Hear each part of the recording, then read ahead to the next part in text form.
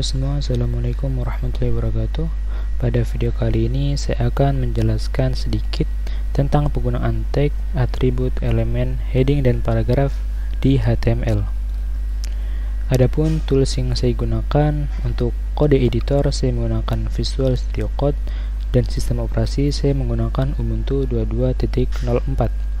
Jadi buat teman-teman yang menggunakan kode editor dan sistem operasi yang berbeda, diharapkan untuk menyesuaikan ya. Nah, sebelum kita masuk ke tutorial penggunaan tag, kita bahas dulu apa itu HTML. HTML adalah sebuah bahasa markup yang berupa tag atau tanda yang berfungsi untuk membuat kerangka sebuah halaman website. Dan file HTML ini disimpan dengan ekstensi .html. Selanjutnya kita masuk ke tag HTML. Apa itu tag? Tag adalah sebuah penanda yang berada di awal maupun di akhir sebuah elemen di HTML. Dan tag ini dibuat dengan kurung siku yang di dalamnya berisi nama tag dan kadang juga ditambahkan dengan sebuah atribut. Contohnya ada tag P untuk membuat paragraf, ada tag A untuk membuat hyperlink, ada tag body, dan head. Dan tag ini selalu ditulis berpasangan, namun ada beberapa tag yang tidak memiliki pasangan penutupnya. Dan tag yang memiliki pasangan penutup ini ditutup menggunakan garis miring atau slash di depan nama tag tersebut. Nah, untuk lebih jelasnya, mari kita implementasikan saja di Visual Studio Code.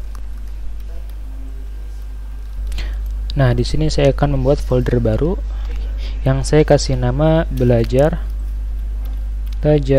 HTML.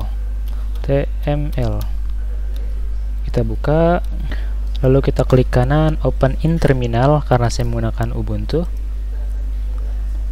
Lalu kita ketikkan code spasi dot, lalu kita enter. Setelah Visual Studio Code terbuka, mari kita buat file baru dengan menggunakan new file. Lalu kita beri nama index.html untuk membuat file HTML. Lalu kita ketik tanda seru, lalu enter untuk membuat struktur HTML.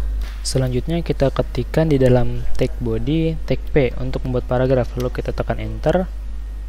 Kita isi tag P ini dengan apa ya? Belajar HTML. Nah, di sini kita lihat belajar HTML ini diampit oleh tag P pembuka dan tag P penutup. Nah, jadi yang disebut tag itu ini nih. Ini tag pembuka, ini tag penutupnya. Dan ini adalah isi dari tag P atau tag paragraf. Dan tag P ini termasuk tag yang berpasangan. Adapun tag yang tidak berpasangan itu contohnya tag BR, ada tag HR. Nah, kedua tag ini adalah tag yang tidak berpasangan atau tidak memiliki pasangan penutupnya. Nah, jika kita ingin melihat tampilan dalam browsernya, kita tinggal mengklik Go Live di sini. Di sini saya menggunakan plugin Live Server yang jika dipencet akan muncul seperti ini. Nah, otomatis terbuka. Dan jika saya melakukan perubahan yang berada di Visual Studio Code, otomatis yang berada di dalam browser ini pun ikut berubah. Jadi dia otomatis nge-refresh setiap kita melakukan perubahan. Baik, ini kita hilangkan saja. Dan inilah hasilnya belajar HTML dari tag P, kemudian tag BR gunanya untuk membuat baris baru, kemudian tag HR gunanya untuk membuat garis baru. Baik, saya rasa pembahasan untuk tagnya cukup sampai di sini. Kita kembali ke slide yang tadi. Kita lanjut ke elemen HTML. Apa itu elemen? Elemen adalah komponen yang menyusun dokumen HTML. Elemen dibentuk dari tag pembuka, isi tag, dan tag penutup. Kadang juga disertai dengan atribut di tag pembukanya, dan isi dari elemen ini juga bisa elemen yang lain. Dan ini yang kita sebut dengan nested element. yaitu elemen di dalam elemen. Selanjutnya kita akan membahas atribut HTML. Apa itu atribut? Atribut adalah kata khusus yang disebut juga sebagai modifier. Modifier ini gunanya untuk menentukan perilaku dari elemen tersebut. Ada juga elemen yang mewajibkan menggunakan atribut seperti elemen A untuk hyperlink, ada elemen image untuk menambahkan gambar, ada video untuk menambahkan video, dan lain sebagainya. Dan jumlah atribut ini bisa lebih dari satu tersebut.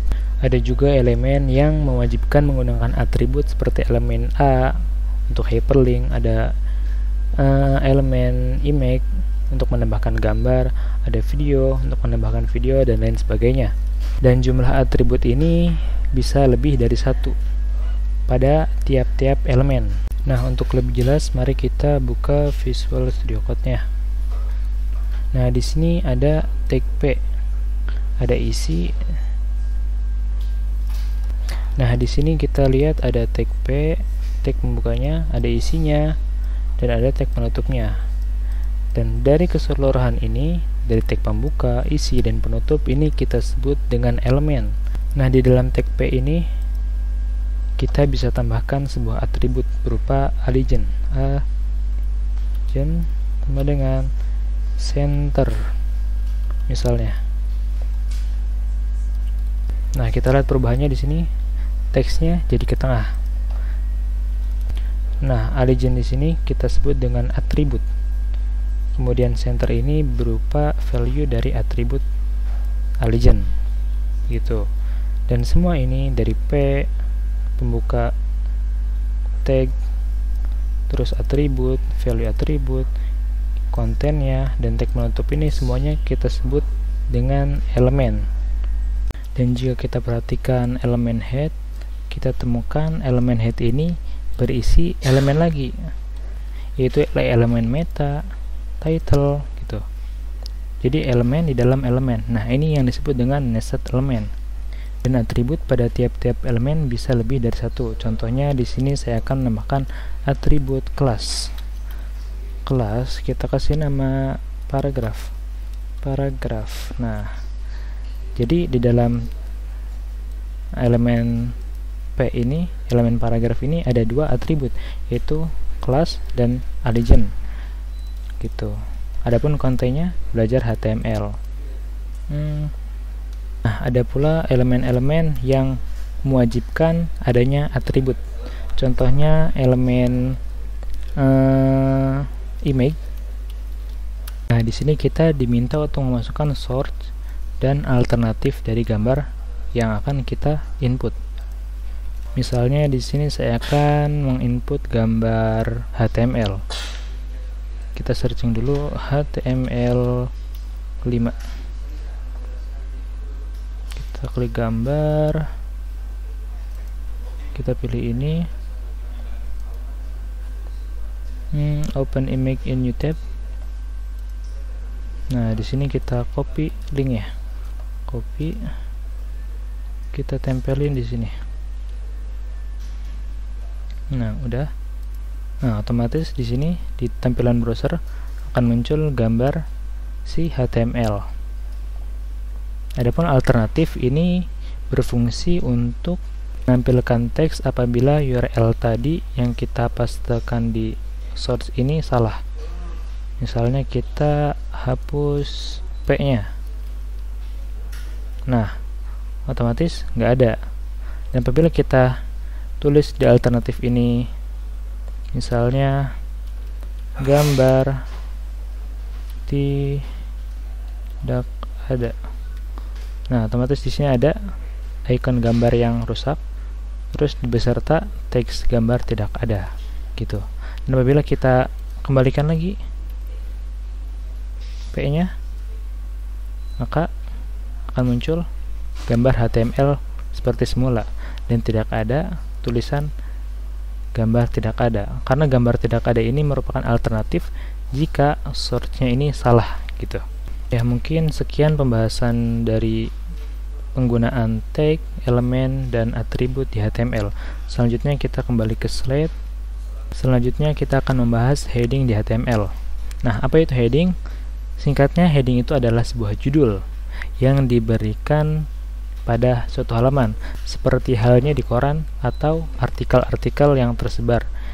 Nah, judul ini dapat kita buat dengan tag H1 sampai H6. H1 ini biasanya kita gunakan sebagai judul, dan H2 selanjutnya kita gunakan sebagai subjudul biasanya ya.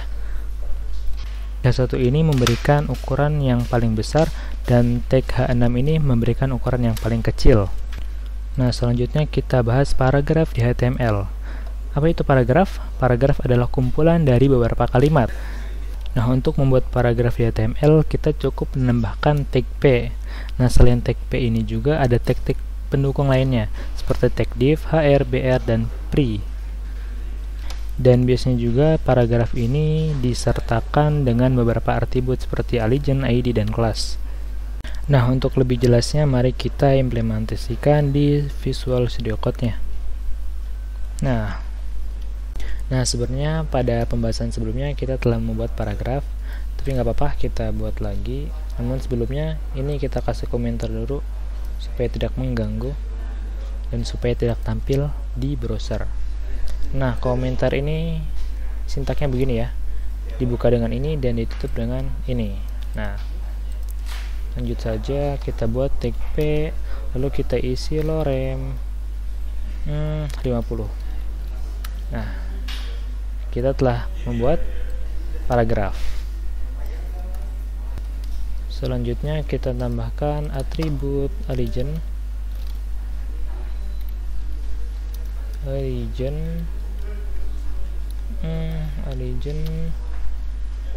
apa ya, justify.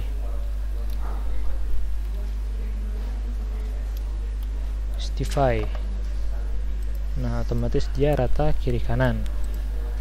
Selanjutnya kita buat heading 1. Ini heading 1, kita copy aja.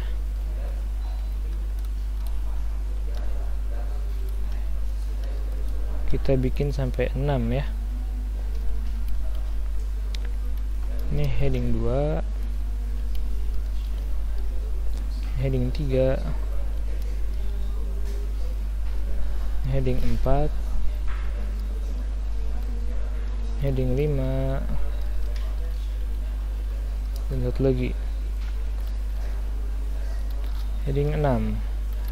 Ini heading 6. Nah, akan tampil seperti ini. Heading 1 paling besar, heading 2 mengecil, heading 3 juga mengecil, heading 4 makin kecil, heading 5 makin kecil, dan heading 6 paling kecil. Nah, seperti yang tadi kita bahas di slide, heading 1 ini biasanya kita gunakan untuk membuat judul, heading 2 sebagai subjudul, dan heading selanjutnya bisa digunakan juga sebagai subjudul. Saya rasa cukup sekian pembahasan pada kali ini. Saya akhiri, sampai bertemu di video-video selanjutnya. Wassalamualaikum warahmatullahi wabarakatuh.